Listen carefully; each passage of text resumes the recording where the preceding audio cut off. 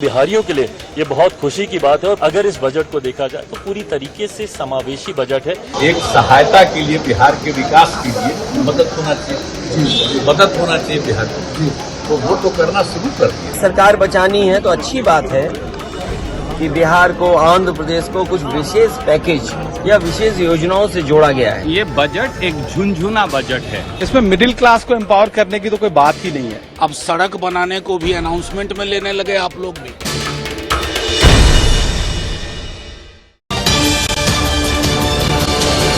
News time, एक कदम सच की ओर। दोस्तों 23 जुलाई को मोदी 3.0 का पहला बजट आया। इस बजट को निर्मला सीतारमण ने पेश किया। ये उनका 7वां बजट था।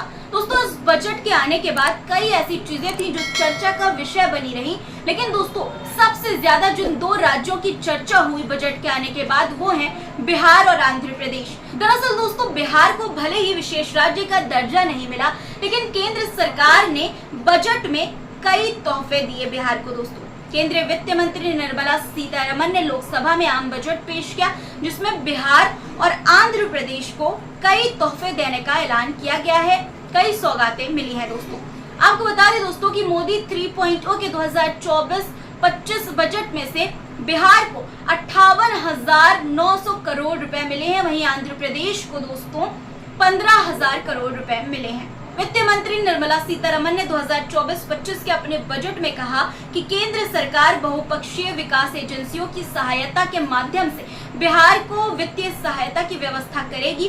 उन्होंने कहा कि सरकार बिहार में हवाई अड्डे, मेडिकल कॉलेज और खेल संबंधी बुनियादी ढांचे भी स्थापित करेगी। वहीं बिहार के मुख्यमंत्री नीतीश कुमार के मुताबिक बजट 2024 से उनकी उम्मीद पूरी हुई है। आम बजट 2024 में बिहार के लिए विशेष राहत पैकेज का ऐलान किया गया है। नीतीश कुमार ने केंद्र सरकार और प्रधानमंत्री नरेंद्र मोदी का धन्यवाद किया है। दोस्तों बिहार के मुख्यमंत्री नीतीश कुमार बिहार को मिलने वाली सौगात से खुश दिखे हैं। दोस्तों देखिए वीडियो में वो क्या कह रहे हैं। हम लोगों ने शुरू से कह दिया था ये या बिहार को विशेष तौर पर मदद करिए इसके लिए। अब उसी में उन लोगों ने कई चीजों का मदद करने का घोषणा कर दिया। तो आप संतुष्ट हैं? कहना था कि भाई असल चीज है कि हम लोगों को जो हम लोग इतना काम कर रहे हैं तो उसमें अगर केंद्र से बहुत सारे चीजों में और ज्यादा अतिरिक्त मदद मिलेगा तो फायदा होगा। ये तो हो ही रहा है, इसलिए बिना मतलब करोगे। एक सहायता के लिए बिहार के विकास के लिए मदद होना चाहिए, मदद होना चाहिए बिहार को, तो वो तो करना शुरू कर दिया। आप खुश हैं? अरे हम तो ये दोनों चीज कर ही दिए थे, एक चीज का तो शुरू हो गया। दोस्तों आंध्र प्रदेश के मुख्यमंत्री चंद्रबाबू नायडू ने भी प्रधानमंत्री नरेंद्र मोदी का धन्यवाद करते हुए एक्स पर ट्वीट किया। Andhra Pradesh Reorganization Act. Recognizing the state's need for a capital, we will facilitate special financial support through multilateral development agencies. In the current financial year, 15,000 crore rupees will be arranged with additional amounts in future years. आपको बता दें कि वित्त मंत्री ने budget में बिहार में 4 नए एक्सप्रेसवे बनाने के प्रस्ताव दिए हैं। आम बजट में बिहार में सड़क प्रोजेक्ट के लिए 26,000 करोड़ के पैकेज की घोषणा की गई है। इसके अलावा 21,000 करोड़ के पावर प्लांट का भी ऐलान किया गया है। केंद्र सरकार ने पटना से पूर्णिया के बीच एक्सप्रेसवे बनाने के लिए फंड देने का ऐलान किया है। इसके अलावा बक्सर से भागलपुर के बीच हाईवे बनाया जाएगा। इसके साथ ही बोधगया से राजगीर वैशाली होते हुए दरभंगा तक हाईवे बनेगा। बक्सर में गंगा नदी पर 2 लेन का एक पुल भी बनाया जाएगा। दोस्तों केंद्र सरकार बिहार में कई एयरपोर्ट, मेडिकल कॉलेज और स्पोर्ट्स इंफ्रास्ट्रक्चर की स्थापना करेगी। पीरपैती में 2,400 मेगावाट का पावर प्लांट स्थापित किया जाएगा। वहीं संसदीय कार्य मंत्री विजय चौधरी ने कहा कि हम लोग शुरू से ही ये कह रहे थे कि हम आशावादी हैं। बजट में बिहार के लिए पैकेज पर प्रधानमंत्री नरेंद्र मोदी का धन्यवाद करते हुए उन्होंने क्या कहा, सुनिए। को विशेष राज्य का दर्जा था या विशेष पैकेज था या विशेष मदद थी, और वो तो मिला है। कितना विशेष पैकेज मिला आपको? अभी तो पूरा हिसाब होने दीजिए ना, लेकिन मिला है ये क्यों नहीं आप बताते हैं कि ये इस तरह का स्पष्ट ऐलान बिहार स्पेसिफिक, मतलब बिहार के लिए विशेष रूप से पहली दफा केंद्र सरकार के बजट में ऐलान हुआ है। दोस्तों, केंद्रीय मंत्री चिराग पासवान बजट को लेकर काफी खुश नजर आए।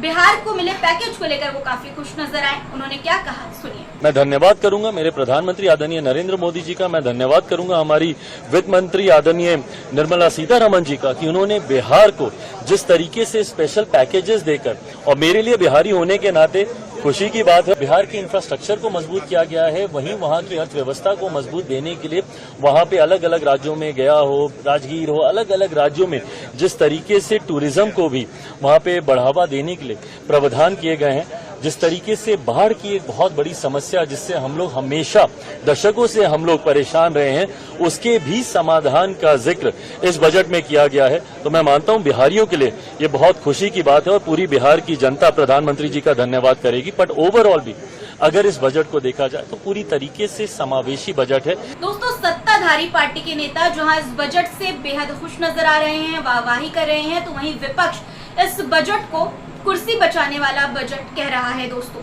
अब दोस्तों सपा प्रमुख अखिलेश यादव को सुनिए, जो बातें उन्होंने कही है उसे सुनिए।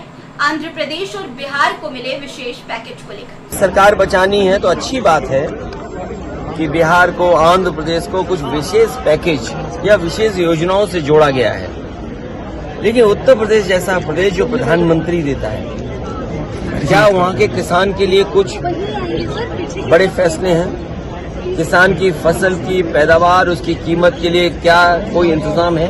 कहने को तो याद होगा आप सबको कि पिछली बार कहा था कि मंडी और एग्रीकल्चर इंफ्रास्ट्रक्चर के लिए स्ट्रेंथन करने के लिए लाखों करोड़ रुपए हैं। अगर वो इंफ्रास्ट्रक्चर स्ट्रेंथन हुआ था तो इसका मतलब किसान की आय दोगुनी होनी चाहिए या किसान की आय बढ़नी चाहिए थी, वो तो नहीं बढ़ी। तो किसान के साथ संकट पैदा किया इन्होंने, बेरोजगारी इन्होंने बढ़ाई है। 10 साल में जो इतनी बेरोजगारी बढ़ गई उसको कैसे कम करें, और वो भी आधी अधूरी नौकरी से।